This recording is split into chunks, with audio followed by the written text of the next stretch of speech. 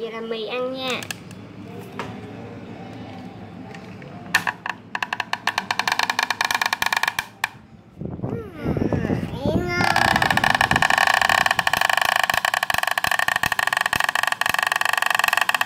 Máy này nó kêu dữ luôn á.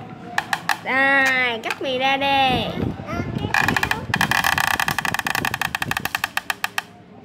Rồi, cắt mì ra đi. Kéo đâu? Rồi, cắt sợi mì ra nha.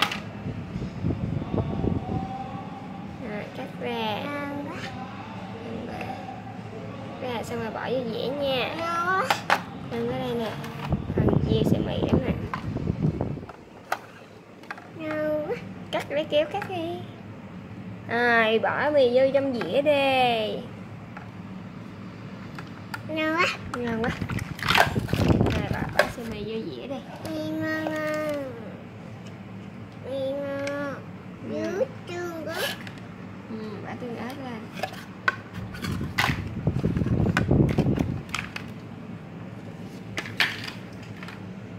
Còn cái nè. Rồi. Sao vậy? Mì. Cái gì? Mì á. Mì ngon. Mì ngon quá. Ngon quá. Bỏ vô trong đĩa thôi. Đây cái đĩa nè. Đây một dĩa mì. Ngon quá. Ai bán? Cái đồ bán. Mày Bán cho tôi một dĩa mì đi. Đây. Nào. Đây. Ăn. Lấy một cái muỗng. Cái muỗng. Ngon quá. Cái muỗng cho tôi múc mì tôi ăn nha. Rồi để mì lên đây đi. Nóng quá. Nóng quá hả? Nóng quá. Nóng quá. Nóng quá. Nóng quá. Hỏi. Rồi ăn. Múc mì ăn. Nha, mì phải ăn bằng đũa. Không có đũa mình lấy cái muỗng nè. Bỏ vô miệng. Ngon quá.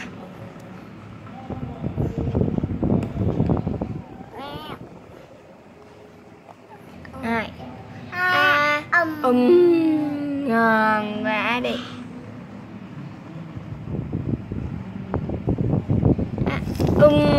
Ngon quá. Uống mì. Nhiều quá ha. Rồi rớt luôn. Ngon quá đi. Giống mì. Rồi giống mì. Ngon quá. Giống mì. Mì này ăn giả bộ thôi nha. Không có đưa vô miệng ăn thiệt nha. Mì này làm bằng đất nặng thôi. Không phải mì thiệt đâu. Mà nhìn giống mì thiệt chưa? Đó, giống chưa? Đâu ạ? Rồi. Có ăn.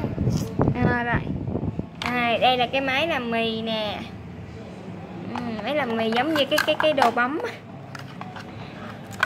Cái đồ bấm sách vở của ba mẹ ha. Đó. Chỉ cần kéo nó xuống thôi. Kéo nó xuống đẩy ra là sẽ có cọng mì đó. Mì bự chà bá đi. Bự chà bá. Rồi giờ là mì bự chà bá nha. Giờ mình có thể làm cọng mì bự nữa nè. Chà bá.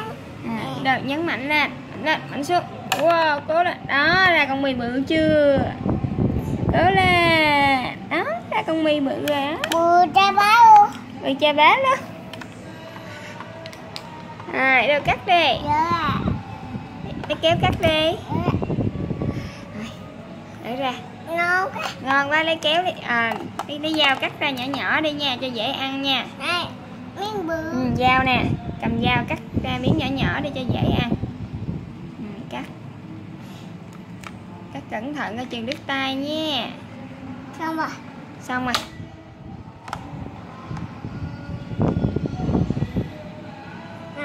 Để lên thớt nè, để con mì lên thớt mình cắt. Cắt đây. Cắt. Đó. Cắt xong để vô trong dĩa nha. Cắt. Đứt tay rồi. Đứt tay rồi hả? Để băng bó vết thương cho. Băng bó lại rồi. Cẩn thận coi chừng đứt tay. Xong rồi. Bỏ mì. Bỏ mì vô. Bỏ mì vô dĩa nha. Bỏ mì cắm. Bỏ cọng mì vô dĩa.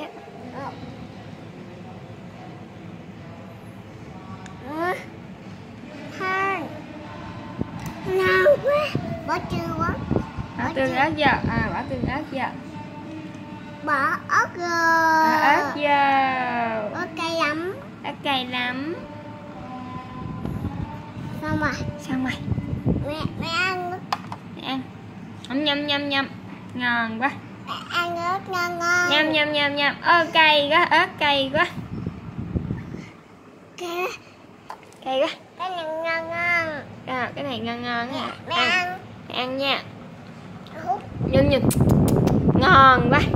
Cái này cay lắm. Cái đó cay lắm hả? Cái này ngon ngon. Cái nào ngon? Cái này mì ngon ngon. Mì đó ngon hả?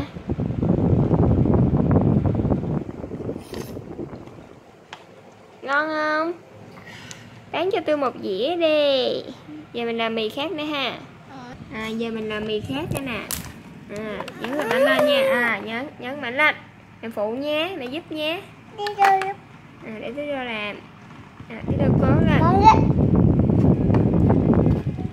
Cố lên, được không? Nước. Được không? Để mẹ giúp nha. Một mì. Được cái mì quá. Cố lên, 1, 2, 3. Nhấn. Đó ra con mì dẹp luôn, giống như là xương gum luôn. Rồi để đầu cắt nó ra đi. Rửa ra. Rửa ra. Rồi. Ngon quá. Dĩa nè. Dĩa. Cái dĩa.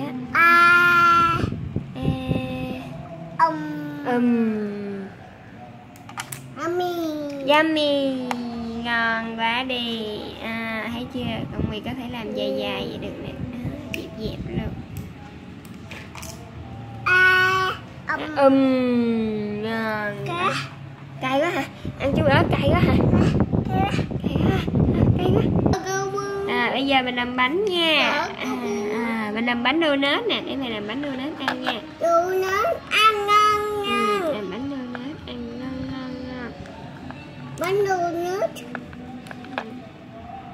Bánh donut màu gì? Màu xanh. Một cái bánh donut màu xanh lá cây. Mùi gì? Mùi gì? Mùi donut. Mùi bánh donut hả? Thơm quá. Ăn coi ngon không? Ăn giả bộ thôi nha. Ăn nhâm. Nhâm. Ngon không? Ngon quá. Đây là cái bánh xốp. Bánh xốp này có màu vàng và màu xanh lá cây luôn. Bánh xốp. Cái bánh donut. Để đây nha. Một cái bánh xốp. Cái bánh donut. Cái bánh xốp. Bỏ vô đây. Rồi làm nữa nha. Giờ mình lấy cái bánh hình bông hoa nè. Bông hoa. Đây gì? Hình bông hoa màu vàng. Có 3 cái bánh luôn. 3 cái bánh luôn. No. Rồi. Thôi giờ mình chuẩn bị đi ăn cơm nhé.